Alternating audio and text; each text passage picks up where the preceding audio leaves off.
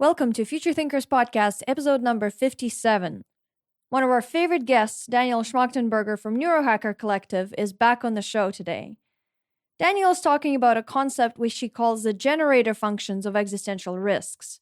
So these are the deep causes from which the existential risks we face today come from. This interview is in 3 parts that should be listened to in chronological order to get the full understanding of the concept. In part 1, Daniel explains what generator functions of existential risks are and how they affect the world. In part 2 and 3, he elaborates on the generator functions through a few different lenses and reflects on what we need to do to solve these underlying issues. To listen to all 3 parts and get all the links and show notes, go to futurethinkers.org/57. One quick announcement before we get into the show. We are hiring a social media manager for Future Thinkers and our other podcast, Crypto Radio. If you or somebody else you know might be interested in this position, go to futurethinkers.org/social to find out all the info. This episode is brought to you by Qualia, a premium nootropic supplement that helps support mental performance and brain health. It's specifically designed to promote focus, support energy, mental clarity, mood, memory, and creativity. Yuvi and I have both used it in the past. We really like it, and we actually met the founders and interviewed them on Future Thinkers. And you can check out those interviews. They're one of our favorites at futurethinkers.org/Daniel and futurethinkers.org/Jordan. They've got a new formula up called Qualia Mind. It's got more natural ingredients, and you can get it at futurethinkers.org/brainhack, and you can get 10% off if you use the code FUTURE. All right, let's get into the show. Welcome to futurethinkers.org, a podcast about the evolution of technology, society, and consciousness. I'm Mike Gilliland. And I'm Yuvi Ivanova. If you're new to the show and you'd like a list of our top episodes and resources, go to futurethinkers.org/start. And if you like our podcast, leave us a rating and a review on iTunes and elsewhere. It really helps others find the show, and we really appreciate it. In one of our previous episodes with you, we spoke about how to assess and prevent existential risks. And we got a lot of positive feedback on that episode. People really loved it. And I know you've spent a lot of time thinking about the subject since then, and you've refined your position. So I wanted to ask you, what is your current thinking on existential risks and how to deal with them? All right, great. Very happy to be back with both of you. It's valuable for us to kind of go up a level when we're thinking about risks, existential or just any kind of catastrophic risk. It's not just a weird fetish topic, and it's not just purely there is some risk and we want to survive. The deeper topic, future thinkers, you guys are looking here at the future of economy and the future of sense making, the future of technology, the future of healthcare, the future of ethics, the future of lots of things, right? And in the presence of exponential technology that makes possible changing things that were never possible to change before, what is the guiding basis for how we utilize that technological power well and make good choices in the presence of that? We've always had a sense that human nature is a certain thing, fixed kind of genetically or at whatever level it's fixed. And then we're looking at good behavior, within that framework. And as soon as we're at the level of genetic engineering humans as a real, at least thought experiment, could be a real possible technology, we could work to genetically engineer all people to be sociopathic hypercomputers who didn't feel badly about winning at win-lose games at all and were optimized for it. We could work to chip our brains into AIs that could take us even further in that direction of being able to win-lose games. We could engineer aggression out of ourselves completely. And so then we start to say, wow, those are really different realities. What do we want? Well, we want to win the game. Why do we want to win? There's an assumed game that we're playing against whomever, right? That some in-group is playing against some out-group. And whether it's US versus Russia versus China, or it's, whatever in-group, out-group dynamic, we say, well, what happens when you keep playing that in-group, out-group game forever? Well, those games have always caused harm. They have a narrow set of metrics that define a win, and everything outside of those metrics is externality. So when we're playing a win-lose game, whether it's person on person or team on team, and whether the team is a tribe or a country or a company or a race or whatever it is, right? The in-group competing against an out-group for some definition of a win, we're directly seeking to harm each other, right? To cause the lose to each other. And we're also indirectly causing harm to the commons, which is we're competing for the extraction of scarce resource. We are externalizing cost, pollution, whatever it is, to the commons. If we're competing militarily, there's harm that comes from warfare, right? we're polluting the information ecology through disinformation to be able to maintain the strategic competitive advantage of some information we have. So rival risk games necessarily cause harm. So if you keep increasing your harm-causing capacity with technology, and technology that makes better technology, so exponential harm causing eventually taps out, right? Eventually, it exceeds the capacity of the playing field to handle, and the level of harm is no longer viable. And it's an important thing to think about that when we think about the risks of weaponized drones or CRISPR biowarfare or any of the like really dreadful things that are very new technologies that we could never do before, they're not really different in fundamental type than the things that have always sucked. Like when we first came out with catapults versus not having those, or cannons or whatever it is, they're just a lot more powerful of the things that have always sucked. But it's important to get that we have been murdering other people en masse, and this thing called war is a reasonable way to deal with a difference or to get ahead for a long time, for the whole history of the thing we call civilization. And we have been unrenewably plants out of the ground in terms of agriculture or cutting trees or whatever in ways that lead to desertification for thousands of years. All the early civilizations that don't exist anymore because they actually led to their own self-termination in really critical ways. So it's not like war and environmental destruction and et cetera is a new topic. It just, if the Mayans fell or the Byzantine or the Mesopotamian or the Roman, even the Roman Empire fell, it wasn't everything. It was a lot, but it wasn't everything. But when you have the in-group, out-group dynamics keep getting larger, tribe to groups of tribes to villages, fiefdom, kingdom, nation state, global economic trading bloc, so as to be able to compete with a larger team that keeps having the incentives to do those with larger weaponry, extraction tech, externalization tech, narrative tech, information and disinformation tech, you get to a point where you have, like we have today, a completely globally interconnected supply chain and globally interconnected civilization dynamics because of scale, where the collapse ends up being really a collapse of everything. And the level of warfare possible can actually make a non-habitable biosphere, right? Can actually not just be catastrophic for a local people, which previous wars always were, but catastrophic for people.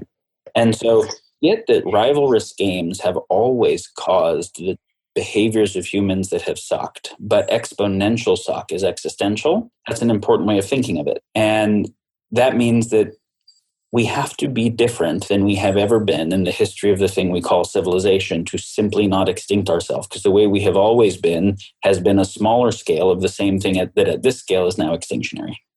That's a big deal because it means that the solutions we're looking for do not look like previous best practices, because those were practices at how to win at win-lose games, where winning at win-lose games is now the omni-lose-lose generator, right? It is now the thing that we can't keep doing. So we don't like to think this deeply about things. We like to take whatever things have been like the good best practices and figure out how to like iterate a tiny bit and run with those things. Except the entire tool set of best practices we have are actually why we're at the brink of a gazillion different X-risk scenarios that are the result of using those tool sets. And so words like capitalism and science and technology and democracy are like our favorite words because they give us a lot of rad shit. They did. They also created a heap of problems, and problems are now catastrophic in scale, where the solutions need to be new stuff. Now, people freak out because if you say something other than capitalism, they think that you mean communism and you want to take their stuff and have the state force everyone to do shitty jobs. And if you say something other than democracy, again, it's assumed that it's going to be like some kind of fascist, terrible thing, and something other than science means like regressive religion. No. I want to be very clear that I'm not proposing systems that sucked worse than the current systems we have. I'm proposing deeper level of insights and deeper level of what we would actually call innovation and novelty than have been on the table so far. So for instance, democracy. When Churchill said democracy is the single worst form of governance ever created, save for all the other forms, he was saying something very, very deep, which is democracy is the best form of government we've ever created, and it's fucking terrible, but all the other ones are even worse because the idea of government or governance is this really tricky thing where we're trying to get lots of different humans to cooperate or agree or make choices together. And we just suck at that. And he was admitting something very important and true. And Jefferson said similar things, which is we were able to get a lot of people to care about each other, to see through each other's perspective, to make agreements if it's a tiny number of people. And this was tribes. The history of tribes, and it's why they kept that at a very small size, was above the size at which you could care about everybody, know about what was going on for everybody, factor their insights, share the same base reality. Or if you hurt anyone, you were directly hurting someone that you lived with and loved and cared about. As soon as you start getting to a size where you can hurt people without knowing it anonymously through some supply chain action or voting on something or whatever, it starts to become a totally different reality, right? Anonymous people. And we're willing to give up some freedoms for people we also depend on and care about and have this close bonding with. So, but as soon as we get to larger than tribe dynamics, we have had a real hard time doing that in any way that doesn't disenfranchise lots of people. We have democracy. It says, okay, there's no way everybody's going to agree on anything, but we still have to be able to move forward and decide if we make a road or not, or go to war or not, or whatever it is, right? So let's come up with a proposition of something to do, and let's at least see that more people like it than don't like it, right? At least it seems to represent the majority of thinking. That seems like a reasonable idea. And whether we have a representative or not, or it's a 67% majority or 51% or a voting currency, they're all different versions, but basically of the same idea. But let me explain something about how bad the idea actually is, the catastrophic problems that it creates, so democracy will stop being like this really wonderful word. And it doesn't mean we don't give it its due for the beautiful place that it served in history. It's just, it is a place that is in the rearview mirror in terms of if it continues in the forefront, we actually can't navigate. It's not an adequate tool for the types of issues we need to navigate. And again, remember, I'm not going to propose any other system ever proposed. Propose things that don't even sound like governance, but that sound like a different method of individual and collective sense-making and choice-making. But democracy is a process where somebody or somebodies make a proposition of something, right? We're going to build the bridge this way or go to war, whatever it is. And they make a proposition to benefit something that they're aware of, that they care about. But they're not aware of everything, and they don't care about everything that's connected equally. So other people realize, hey, the thing that you want to do is going to fuck stuff up that I care about. That bridge that you want to build so that you can get across the river without driving all the way around is going to kill all the owls in this area and mess up some fisheries. And I care about that, owls and the fisheries. And other people are like, fuck you and the environmental owl fishery stuff. Like, we need to get to work. And what you have now is a basis where if the proposition goes through, it will benefit some things and harm other things. And if it doesn't go through, the thing that would have been benefited now isn't benefited, but the thing that would have been harmed now isn't harmed. And so you will get an in-group of people that care about the one set more, who then band against the out-group of the people who care about the other thing more. This will always drive polarization. And eventually the polarization becomes radicalization. And we didn't even try in the process to figure out what a good proposition that might do a better job of meeting everybody's needs was. We didn't even try and do a context map of what are all the interconnected issues here. What would a good design that everybody might like look like? And can we even try to find a synergistic satisfier? That's not even part of the conversation, right? Maybe rather than make the bridge there, we could make the bridge just a slightly different area and there's no owls there. Maybe we can move the owls. Maybe we can use pontoon boats. Maybe we don't even need to make a bridge because all the transportation back and forth is for one company and we can just move the company's headquarters. Maybe, but the sense making to inform the choice making is not a part of the governance process. So if I'm making choices blind or mostly blind based on a tiny part of the optics, then other people who have other optics are like, wait, that's not a good choice. And right now we both know that if one eye shows something, but my other eye shows something else, I want to pay attention to both eyes. I don't want them in a game theoretic relationship with each other, right? They do parallax and give me depth perception. And my eyes and my ears don't want to make each other the same. They actually really want to do different functions, but they also want to pay attention to each other. Because if I hear something and I think that it was over there and I'm going to go away from it, but my eyes tell me it's actually somewhere else, like I want to pay attention to all of my sense making. So my brain is doing this really interesting process of taking all of this different sensory information, putting it together and trying to pay attention to all of it to make a choice that's informed by all that sense making. We have never been able to think about governance processes like this, where we start with how would a group of people that are inter-affecting each other, that are inter-affecting within a particular context, as sense-making nodes, be able to share their sense-making in a way that could create parallax, that could actually synthesize into a picture, that could create design criteria of what is actually meaningful, good, desired, et cetera, by everybody that could work towards progressively better synergistic satisfiers that are based less on theory of trade-offs, that will always create some benefit at some harm, which will lead to some in-groups fighting some out-groups, that will lead to increased seeking of power on both sides, that will eventually turn into a catastrophic self-terminating scenario. And, when we look at it, we see that this type of scenario has always led to left-right polarization that eventually becomes radicalization that ends in war to stabilize. But you can't keep having war with exponential tech, where non-state actors have existential level tech. You just can't keep doing that. And so the thing that we've always done, we can't ever do anymore, right? Like, this is a big deal. But we also are able to think about, how do brains put the information from eyes and ears together? How do a bunch of neurons come together in neural networks to make sense in a way that none of them individually do? How do 50 trillion cells as autonomous entities operate in your body in a way that is both good for them as individuals and good for the whole simultaneously, where they are neither operating at their own benefit at the expense of the ones that they depend on, nor are they damaging themselves for the other, like they are really in a kind of optimized symbiosis, because the system depends on them and they depend on the system. And that means that they depend on each other and the system, and et cetera. Can we start to study these things in a different way that gives us novel insights into how to be able to have higher level organization, collective intelligence, collective adaptive capacity, collective sense-making, actuation capacity? And the answer is yes, we can. And we can see that that's not the thing that we've called democracy, right? The thing that we've called democracy, some process of a proposition based on some very limited sense-making with some majority that is always going to lead to polarization, that's going to lead to the group that doesn't get it feeling disenfranchised and then having antipathy against the group as a whole. And then, the warfare that occurs between them of whatever kind, whether info warfare or actual warfare. And so the reason I bring this up is because democracy was great compared to just a terrible fascist dictator, right? But it definitely is not adequate to the complexity of the problems we have to solve, nor can we continue to handle the kinds of polarization and problematic dynamics it inexorably creates. The same is true with capitalism. The same is true with the thing that we call science and tech, which is probably the hardest one. I'll get to that one last.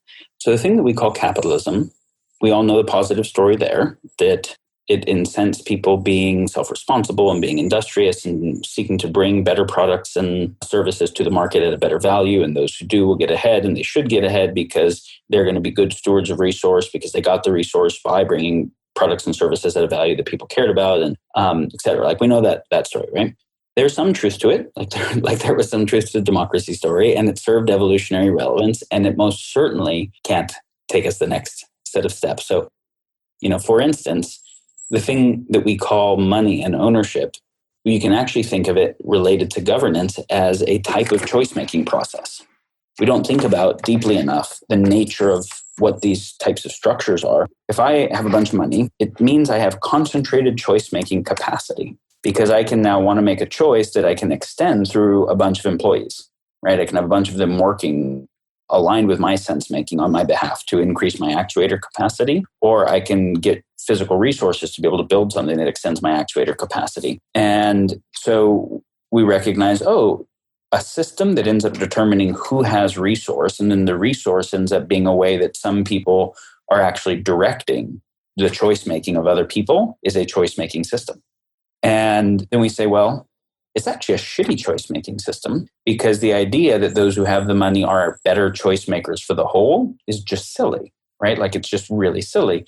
Even if someone did bring good products or services to market effectively, that doesn't mean their kids who inherited it do. And it doesn't mean that I can't make money by extraction rather than production that is net debasing the environment. And it doesn't mean that I figured out how to externalize more harm and cost to the commons than somebody else did, which drove my margins up, so I got more of it. And it didn't mean that I didn't do war profiteering, right? And so we start to realize, okay, well, that's just actually a shitty choice-making system. So we stop even thinking about what is the future of economics and the future of governance, because the words are so loaded that we just can't help ourselves but boot bad concepts when we think of those words.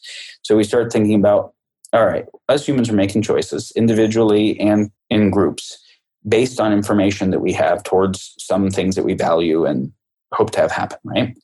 So how do we get better on value frameworks, what we really seek to benefit? How do we get better on our sense-making processes? And how do we get better on our choice-making processes? And what is the future of individual and collective value framework, sense-making, choice-making processes? And that ends up being what obsoletes the things we call economics and governance now. Now we come back to capitalism for a minute. Okay, so not only is it just not a great choice-making system, and not only does it end up actually being a pretty pathological choice-making system because it's easier to extract than it is to actually produce. And it's easier to rip off what someone else worked really hard on than it is to work really hard on making the thing. And it's easier to externalize cost to the commons than not, and, et cetera. But we say, okay, it's not just that. It's that we've got $70 trillion worth of economic activity, give or take, every day trade hands, depending upon what you consider a dollar, where pretty much all of that externalizes harm at some point along the supply chain.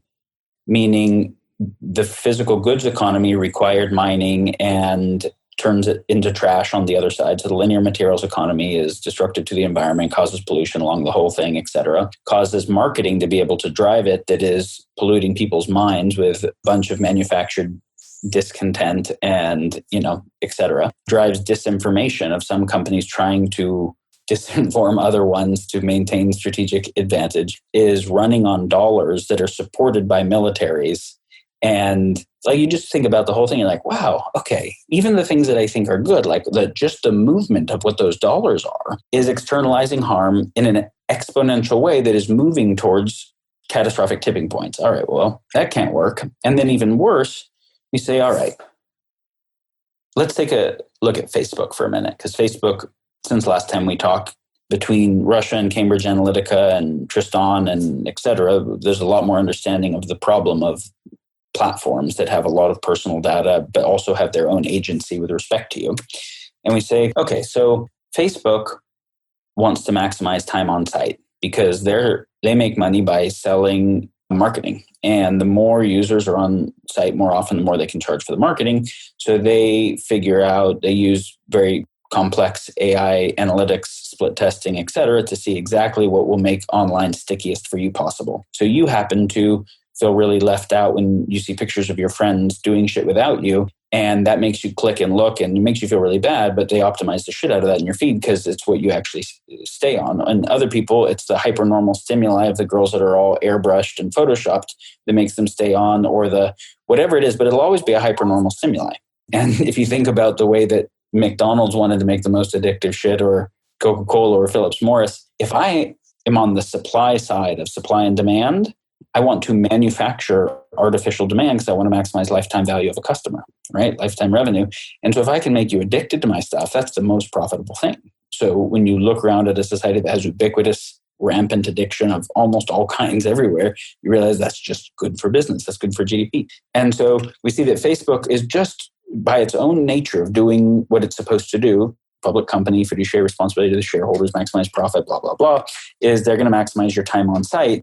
And maximizing your time on site is going to work better by hypernormal stimuli that make you addicted than by things that make you sovereign, because you actually realize that your life is better when you get the fuck off Facebook and go hang out with real people. And so it has to drive addiction and discontent and whatever else. And it's really good at a bunch of crafty tricks for how to do that. And so we see then that corresponding with that is the rise of bulimia and anorexia and all kinds of body dysmorphia. We see that corresponding with it is depression and probability for suicide rates. We see that the hypernormal stimuli of polarizing news grabs people more than like non-polarizing news, because fights in an evolutionary environment are really important things to pay attention to. They're kind of hypernormal stimuli. And so the most polarizing names are going to show up on YouTube videos and get the most traction. And you notice whenever there's a debate, and it's supposed to be a friendly debate, you look at the name of the YouTube video that gets the most shares, and it's so-and-so eviscerates so-and-so, right? Yeah, destroys this person. Yeah.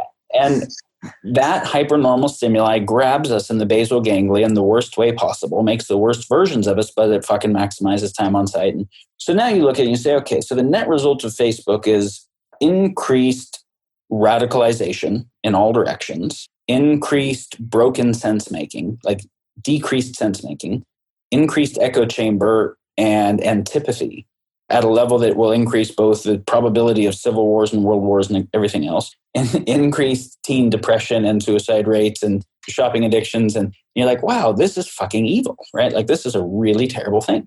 Does Facebook want to do that? We could almost make up a conspiracy theory that it's like Facebook has optimized how to make the world worse as fast as possible. No, Facebook doesn't want to do that. Facebook is just trying to make $1, right? And justify to itself that it should continue to exist. And it just happens to be that how it makes $1 has the externality of all that stuff. In the same way that when Exxon was making $1, or when the military industrial complex or a sick care industry that makes money when people are sick and not when they're healthy. Like, fuck, okay, so look at that whole thing, right? So capitalism is inexorably bound to perverse incentive everywhere. And at an even deeper structural level, if we tried to fix that, we'd say, okay, we're competing to own stuff. And the moment you own something, I no longer have access to it. Even if you're not using it, even if you hardly ever use that, whatever it is, right? Drill that you don't even remember where you put it. I don't have access to it. And as a result, and there's a scarce amount of the stuff. And the stuff that is more scarce, we make more valuable. And so then you own it. I don't have access to it. But because you want to be able to provide for your future and whatever, and there's uncertainty, you want to own all the shit that you can and pull it out of circulation, put it in safes and security boxes.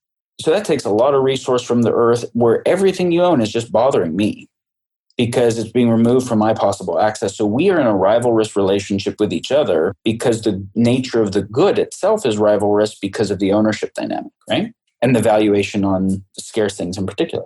And everybody can say, well, it makes sense why we'd value scarce things because if there's enough for everybody, doesn't have the same type of advantage as if there's not enough for everyone. So it kind of makes sense, except the problem, of course, is if we make decisions based on an economic calculus, which we do, right? The CFO looks at the numbers and says, no, this quarter we have to do this, and they're only paying attention to the numbers they're paying attention to, then if air isn't worth anything because there's enough of it for everybody, and I can't increase my strategic competitive advantage over you by hoarding more air, then air is worth nothing.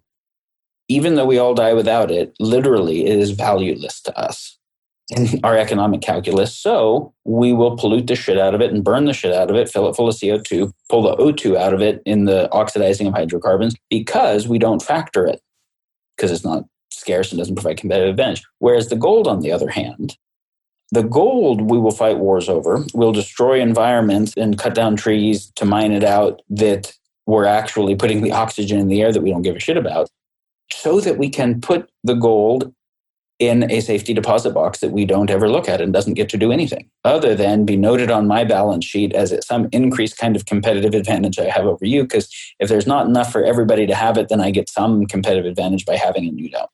And the value is proportional to that, not the real physical asset of what that metal could do, which is why the metal is not actually being used in electronics. It's being in gold bars and Fort Knox and whatever else, right?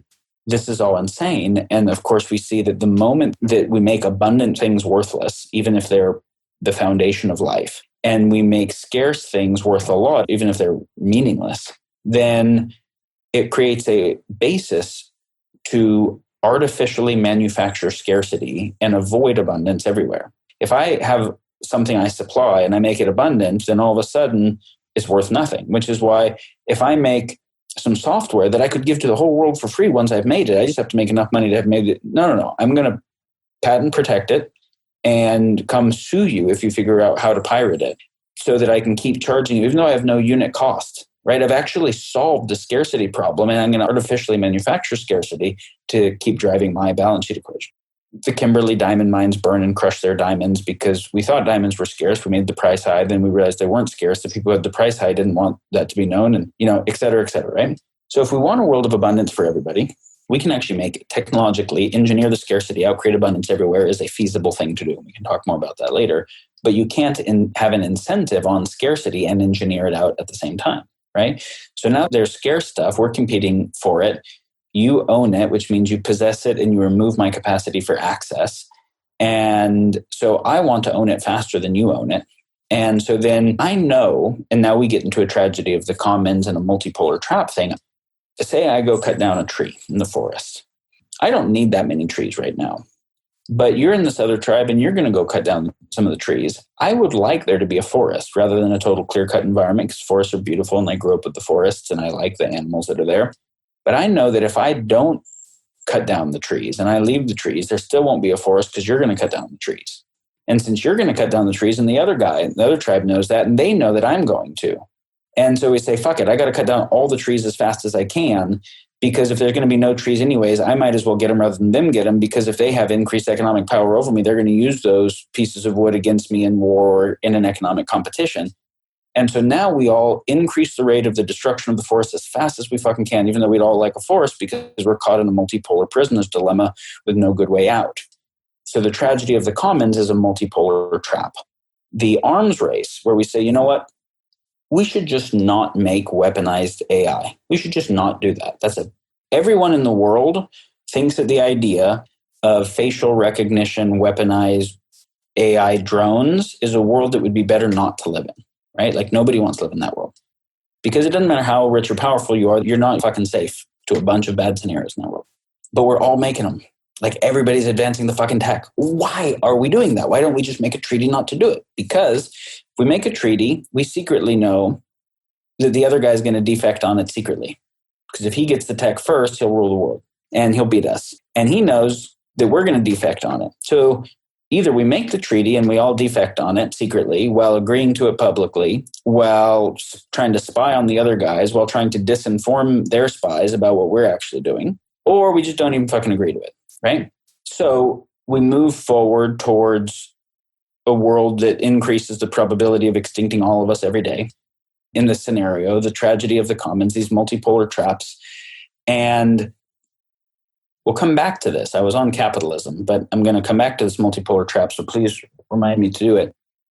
One of the things we have to solve at a generator function level is multipolar traps as a category, meaning all instances of them categorically. Because a multipolar trap basically means where the local optimum for an individual agent, if they pursue it, leads to the global minimum for the whole, right? But if I don't make the nukes or the AI or take the tree down, I'll get fucked right now. If I do it, I don't get fucked right now. But as we all do it, we all get worse fucked later, right? So you made a scenario where the incentive of the agent short-term locally is directly against the long-term global well-being. That is the world writ large right now. And capitalism is inexorably connected to that, right? Because it drives these rival risk dynamics, and rival risk dynamics are the basis of multipolar traps. And so I could just sound depressing, except there are actually solutions to all of these things. There is a basis for how we deal with physical stuff that is not you owning some scarce thing and removing my access. We all know examples of it. We know that when you go to the grocery store and you use a shopping cart, you don't bring your own shopping cart that you own, which would be a major pain in the ass.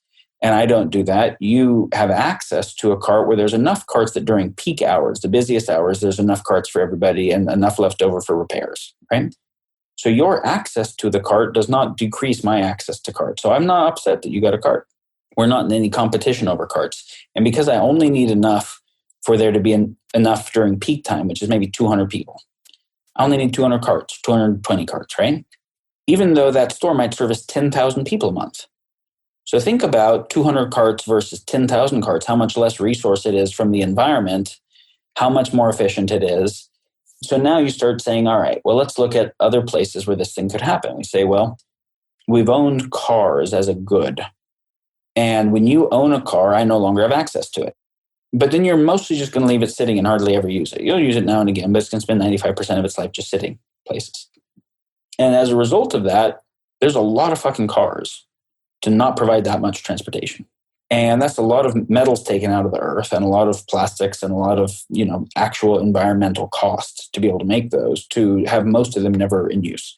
Now you start to say, okay, well, we look at car sharing like Uber and Lyft and whatever, and we start moving there from a possession of a good to an access of a service. Well, that's pretty cool. And we still got to pay for it. It's still kind of shitty because there's not enough of it to give me good access everywhere. But it's pretty easy to imagine that thing takes over, right? And then you use something like blockchain to disintermediate the central company that's pulling the profits out of it. And so now it's cheaper access for everybody and puts more resource back into the quality of the transportation. And then it becomes self-driving cars So it doesn't actually even have that cost. It's just a self-maintaining dynamic. And you say, okay, now it takes a tiny fraction of the metals coming out of the earth to provide higher quality transportation units for everyone, where you having access to transportation as a Commonwealth service does not decrease my access to transportation as a Commonwealth service.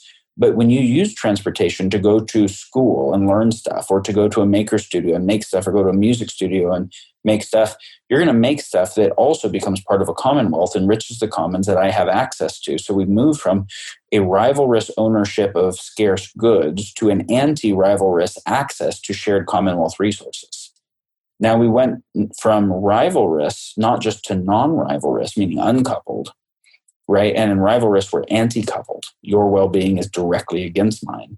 But now to anti-rivalrous, which is a coupled good, where as you have access to more resources that make you more generative, what you generate enriches the commons that I have access to. So I am engendered, I am incented to want to give you the maximum, to support you having the maximum access to generative resources. Now, I'm not explaining all of what the future of the economic system looks like right now, but to just start giving a sense that when we think about the problems of capitalism, there have been problems associated with it forever. But the scale of the problems is just more catastrophic now. But I'm also sharing examples of ways that we can start shifting some of the things that we couldn't shift previously, some of the things that neither Marx nor Smith had available to them. And this is very interesting. We have to shift off these systems, and we can at the same time. And this is, to me, a very interesting developmental insight when I look at biology in particular, is that if we look at the 40 weeks of a baby in utero, it can't actually, and we've talked about this before, but I'll bring it up again in this context, it couldn't be born much earlier. It would be preemie, and without an ICU for it or whatever, it would die. But it also couldn't stay much longer. It would get too big and never be able to be born, kill the mom, and kill itself. It comes out in a pretty narrow window, where it both, for the first time, it actually now has the capacities, and can't stand any longer. And it's interesting that it's got 40 weeks on one growth path, right? It's growing the whole time. There's a growth curve. It's not going to stay on that growth curve forever. If we tried to forecast its future and just continue the progression of 40 weeks, around 50 weeks, it kills itself in the mom, right? So that's not the thing. It goes through this discrete, nonlinear phase shift that if I had never seen it before, I'd have no idea how to predict. And out of the birth canal, umbilical cord cuts, respiration through the lungs, stuff coming in through the mouth rather than the belly button, everything's different. And it does it in a way that's unprecedented to the whole 40 weeks of its existence previously. So if I tried to plot the curve of what has been, it is not that.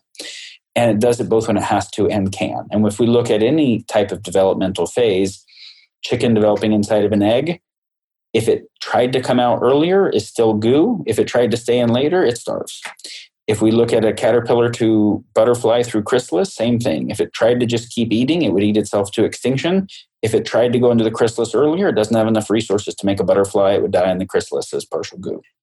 This is really interesting, that when we look at discrete nonlinear phase shifts, where there's one phase, right? The caterpillar's getting bigger and bigger and bigger, eating everything in its environment. And if I just forecasted it keeps being that, I forecast it eats all the environment and then dies. Except that's not what happens. It does this really different thing that is not an extension of the previous curve.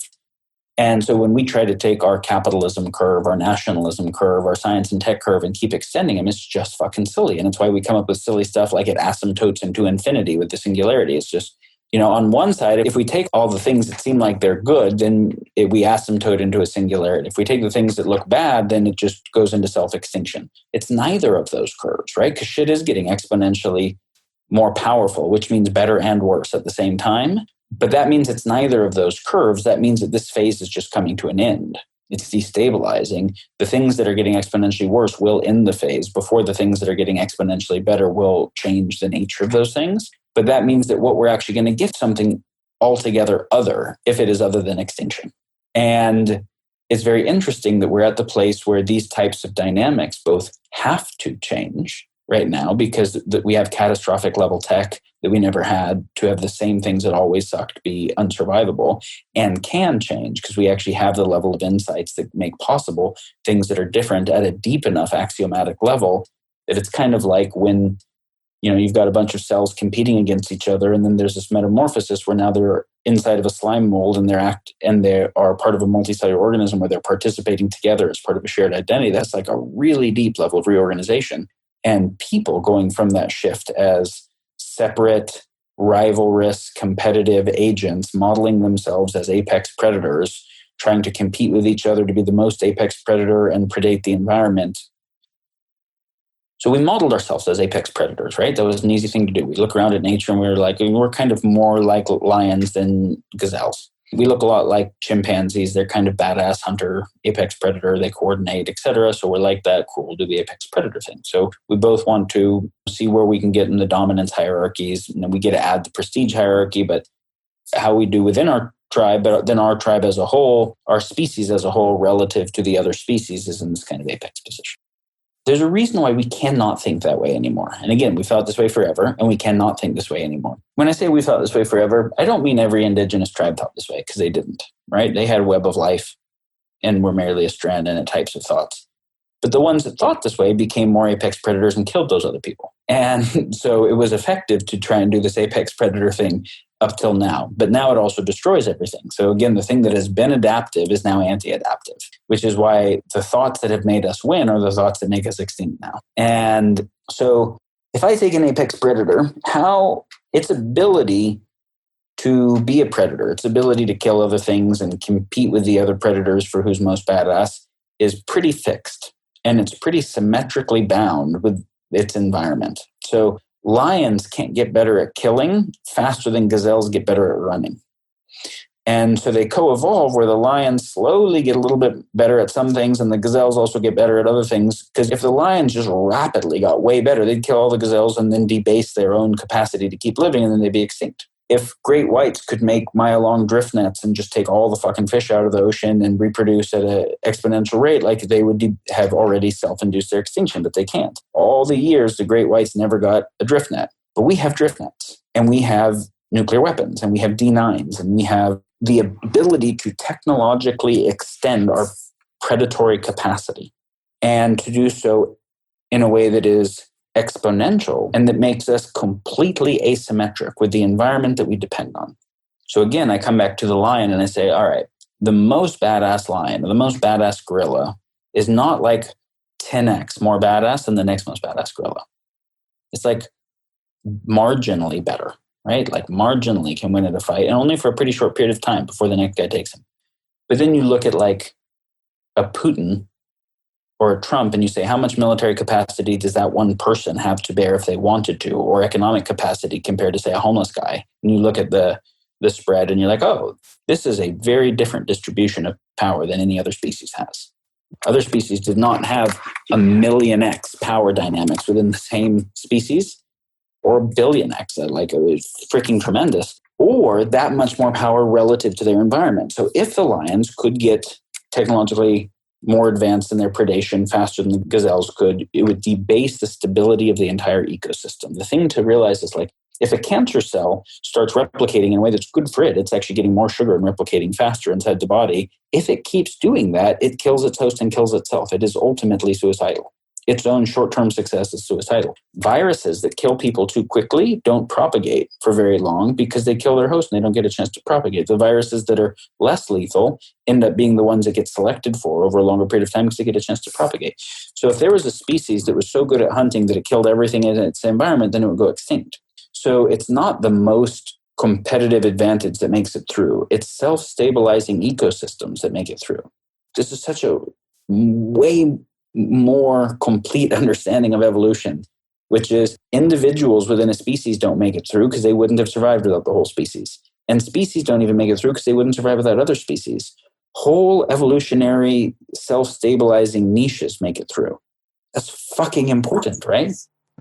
Yeah, this whole idea of the survival of the fittest is kind of challenged with this concept, because at no point is survival of the fittest taking the whole system into account going forward infinitely. Like, it has to go through that phase shift.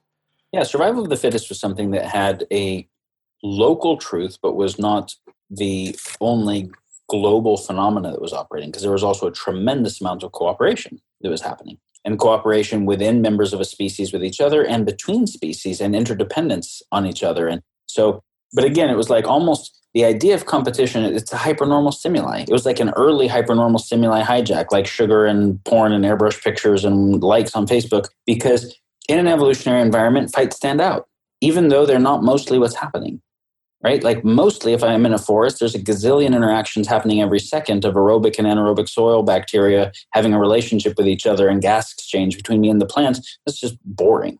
But it's like almost everything. But then I see a couple lions fighting. And I'm like, oh shit, that's really interesting, right? Survival of the fittest. So there is this hypernormal stimuli that made us actually misemphasize what was happening as a part of the phenomena that was not all of the phenomena, misemphasize it. Now, there's also this thing that as we're moving forward right now, the way we have been applying that thinking, which is that some individual agents or some in-groups, countries, companies, races, whatever, some in-groups can be more fit to survive than others through better militaries or better economic extraction tech or better info and disinfo and narrative tech. That has always been true. I'm not criticizing that was always true and even necessary, because if one tribe killed another tribe and their life got better because now the other tribe wasn't competing for pigs with them, and now they got all the pigs and they got like all the stone tools the other tribe had made, whatever, they're like, oh shit, I realize that this like killing other tribes thing is actually a pretty good evolutionary strategy. Now all the other tribes have to build militaries or die by default, right? The win-lose game becomes obligate. So one, the win-lose game worked. It actually worked if you were good at it. And two, it was obligate, which is if you didn't do it, you got killed by Genghis Khan or Alexander the Great or whoever the fuck it was, right? When we look at cultures that did not focus on militaries, but focused on the arts and humanities and education and healthcare and et cetera, that outcompeted the other cultures in terms of quality of life, but that wasn't where the thing actually got decided, they all got murdered. And the really effective murdering cultures combined and made it through, and that's us today. And yet the tools of murdering and the tools of environmental extraction are going up and up until we're at a level where the playing field just cannot handle that game anymore. You can't keep extracting more stuff from the environment when you've already got peak resource. When you've got the biodiversity issues and species extinction issues and et cetera, you can't keep polluting an environment when you've got dead zones in the ocean from nitrogen runoff and CO2 levels in the air and et cetera, getting to the point of cataclysm. And you can't keep doing increasing military tech at following exponential tech curves where then non-state actors can have fully catastrophic level tech and you can't even monitor it. You just can't keep playing that game. And so this is the gist, is that the thing that has always defined the game is that it's always been a rival risk game theoretic environment. And the rival risk game theoretic environment, if it can produce tech that keeps increasing, will always self-terminate at a point. And we just happen to be in the eminence of that point. So this is the first generator function of X risk. Now, we tie this all the way back to the beginning of the conversation, and I obviously got long-winded. The beginning of the conversation, we said, why are we focusing on risk? Well, if we're focused on how do we design a civilization that is actually good, it's beautiful, it's desirable, those are hard terms, and we'll get to that in a minute. That starts to get to some of the inadequacy of the thing we call science right now and its incommensurability with ethics, and we'll get to that. But what does a beautiful civilization look like? Well, the first thing we can say kind of easily is that it doesn't self-terminate. If it self-terminates, we can mostly all agree that's actually not a desirable thing. So if it is inexorably self-terminating, it is structurally self-terminating, not just kind of like one little accident that we can solve, but overdetermined through many vectors because of underlying generator functions, that's not a good civilization design. So the first design criteria of an effective civilization is that it's not self-terminating. So then we say, well, what are the things that cause self-termination? And what we find is that even though there are a gazillion different ways that it can express, ways that it can actually happen, it's from some very deep underlying dynamics that if we understand those and we solve them at the dynamics level, we fix all of them. So the first one is this topic we've been talking about, and we talked about previously, which is that rival risk games multiplied by exponential technology self-terminate, because rival risk games cause harm with power, and more power ends up being more harm until it's more than is handleable by the playing field. We got that. So exponential tech, whether we're looking at a scenario of everything getting fucked up by AI or by biowarfare or by nanotech stuff or by, right, so many different types of scenarios, Those are all the same types of choices humans have been making, just with those exponential powers added. Given that we cannot put those technologies away, we cannot get the world to stop making them, much as I often wish we could. We either figure out how to move from a rivalrous to an anti-rivalrous environment that is developing and deploying those technologies, or we self-terminate. So this is the first design criteria, is that we have to create rigorously anti-rivalrous environments. It doesn't end up being all of it. I'll do 2 generator functions. That's one. And that is what we see in terms of all of the either exponential tech risks or war risks or economic collapse leading to failed state scenario risks. They all come from things like that.